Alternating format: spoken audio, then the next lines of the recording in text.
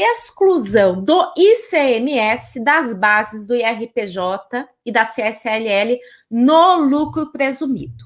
Então, aí a gente já pode começar com uma delimitação. Essa tese serve para que tipos de empresa? Para empresa que esteja no regime de tributação do lucro presumido. Tá? Eu vou explicar por quê.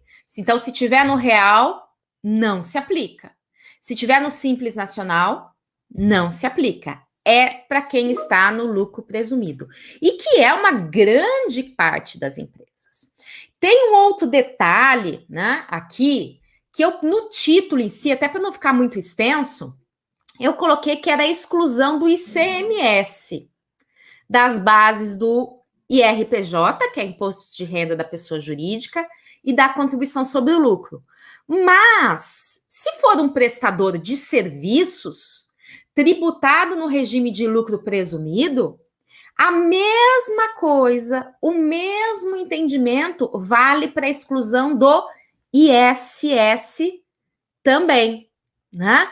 Então, olha só, vale para empresas do lucro presumido, tanto para comerciantes que recolhem o ICMS, destacam o ICMS na nota fiscal, como vale para os prestadores de serviços do lucro presumido também. Por quê? Porque eles também destacam, também recolhem o ISS, Imposto sobre Serviços, tá? Então, vale para comerciantes, vale para prestadores de serviço que estejam no lucro presumido. Já fica aí o nosso alerta inicial para todos vocês, tá joia? Mas vamos explicar então aqui o porquê, né? O porquê que vale para o lucro presumido. Isso, ISS também, pessoal que trabalha com município, com prestadores de serviço, bastando estar no lucro presumido, vale a tese também. E aí eu vou explicar agora, né, um pouquinho do regime de tributação do lucro real e do lucro presumido para vocês entenderem por que é uma tese aplicável para o lucro presumido e não para o real, né? E qual é o fundamento dessa tese, até para vocês poderem ali, né, estruturar o seu mandado de segurança, ingressar com a medida judicial cabível. Aproveitando aqui, então, que a nossa audiência aumentou, já vou pedir novamente para dar o joinha aqui, já vou pedir para tirar print e compartilhar no Instagram, entrar no Telegram. Mas vamos lá aqui, com foco, para a gente entender, né? Então, assim, vejam, não é uma aula sobre tributação do lucro real. Eu não vou aqui falar com vocês exatamente o que adiciona e o que exclui.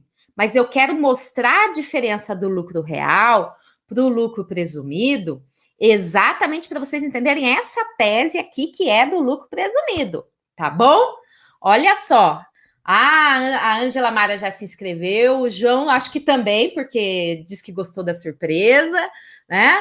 Que legal, que bom ter o feedback de vocês, hein, pessoal? Quem quiser também postar lá no Instagram, né, e ajudar aqui a divulgar a nossa imersão, né, eu agradeço. Me marquem que eu reposto vocês, tá bom? Vamos lá, olha só. Como que é o imposto sobre a renda, né? Como que é a tributação do imposto? Eu vou fazer até uma comparação, tá? Ambos têm a restituição, né, de ISS e ICMS, sim, tá? Quer dizer, restituição do IRPJ e da CSLL que foram incidentes indevidamente sobre o ICMS e o ISS, tá bom? Só que agora eu vou parar um pouquinho de prestar atenção aqui nos posts de vocês. Podem ir colocando a pergunta, tá? Podem colocar as perguntas aqui, porque depois, ao final, eu volto e respondo todas elas, só para a gente não interromper aqui o raciocínio, tá bom? Então, como é que é o imposto de renda? né? Como é que é? Vamos até pensar, fazer um comparativo, já que a gente está até em épocas, né? Do imposto sobre a renda na pessoa física, né? Como que é o imposto sobre a renda na pessoa física? Eu tenho também uma possibilidade, né? Quando eu vou preencher a minha declaração do imposto sobre a renda, eu posso escolher se eu vou fazer a minha declaração completa ou se eu vou fazer simplificada. E até o próprio programinha da Receita Federal, ele me dá um comparativo, né?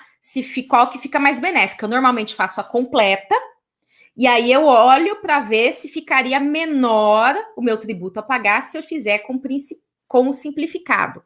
Por quê? Porque, olha só, eu tenho 2 filhos que estão na escola, todos nós temos planos de saúde, aí vamos ao dentista, né? Então, temos despesas com educação, temos despesas médicas de um valor elevado, né? O fato também de ter 2 filhos já dá uma dedução lá. Então, quando eu vou fazer a declaração, eu coloco o quê? Que é para comparar com o lucro real, tá? Então, eu coloco lá, eu recebi, sei lá, recebi 500 mil reais nesse ano, certo? Aí eu coloco as minhas despesas, né? Despesas que são dedutíveis. A gente sabe que nem tudo é dedutível. Mas aí eu começo a colocar lá minhas despesas médicas, né? Com clínicas, com dentista, com psicólogo, com a educação dentro do limite. Infelizmente é um limite bem baixo, né? Coloco minhas despesas. Então, o que ele calcula? Vamos dizer que eu recebi 500 mil reais, mas tive 200 mil reais, gastei bastante, né, de despesa. Olha só, médica, foi um horror. Deus me livre, não foi não, mas, né, o que sobrou? Sobrou 300 mil. Então, a base de cálculo do meu imposto de renda pessoa física vai ser calculada em cima disso que sobrou na minha renda efetiva, né? Naquilo que sobrou depois que eu deduzi as minhas despesas necessárias, tá? Então, eu vou ser tributada com a alíquota do imposto de renda sobre 300 mil. Só que eu posso fazer uma declaração simplificada, né? Então, por exemplo, quem não tem filhos, quem não tem muitas despesas médicas, etc., acaba fazendo, eu fazia isso antigamente, a simplificada. Por quê? Vamos dizer que eu tenha recebido esses mesmos 500 mil reais. Se eu não tenho quase nada de despesa, tive lá nada de despesa, eu vou ser tributada em cima de todos esses 500 mil reais. Agora, com a dedução simplificada, é uma presunção, né? E eu não tenho que ficar comprovando, né, o recibo do médico, o recibo do psicólogo, o recibo da clínica, o recibo da escola, da fonoaudióloga, etc. Não. Ele já fala lá, olha, é simplificado, então ele já me dá um desconto automático da minha base de cálculo, né? Então, vamos dizer 20%. Então, em vez da minha base de cálculo ser 500 mil, que foi o que eu recebi no ano, 10% dá 50 mil, né? Então, sobra o quê? 400 mil reais que eu vou ser tributada. Esse é o regime simplificado de tributação. E por que eu estou fazendo esse comparativo? Porque com o lucro real e com o lucro presumido, é mais ou menos, não é exatamente igual, é mais complexo, tá, gente? Mas é mais ou menos a mesma coisa. Só que aí com pessoas jurídicas. Então, olha só. Quando a gente está falando do lucro real, tá? E aí a gente tem esses 2 tributos aqui. Um é o IRPJ, é o Imposto sobre a Renda das Pessoas Jurídicas. Outra é a CSLL, é a Contribuição sobre o Lucro Líquido. Tem alguns detalhezinhos contábeis, né? Porque você tem o quê? O lucro contábil, né? Que quem vai fazer? Você tem que saber achar o lucro contábil? Não, isso vai estar lá na declaração dele, que é o contador que faz, tá? E aí, desse lucro contábil, algumas despesas são dedutíveis, né? Que são a mais, outras têm que ser adicionadas e etc. E você tem o lucro real, tá? Então, a partir desse lucro, olha só, ele é obrigatório, o lucro real, para empresas que possuam faturamento superior a 78 milhões de reais no ano. Então, entre 4 milhões e 800, né, abaixo de 78 milhões, pode escolher se vai para o lucro real. Então, é uma indústria que tem muita despesa e etc. Ela escolhe para o lucro real, como eu escolho, por causa dos meus filhos, fazer uma declaração completa com várias deduções. Quando é, por exemplo, prestador de serviço, normalmente escritório de advocacia, a gente escolhe lucro presumido, né?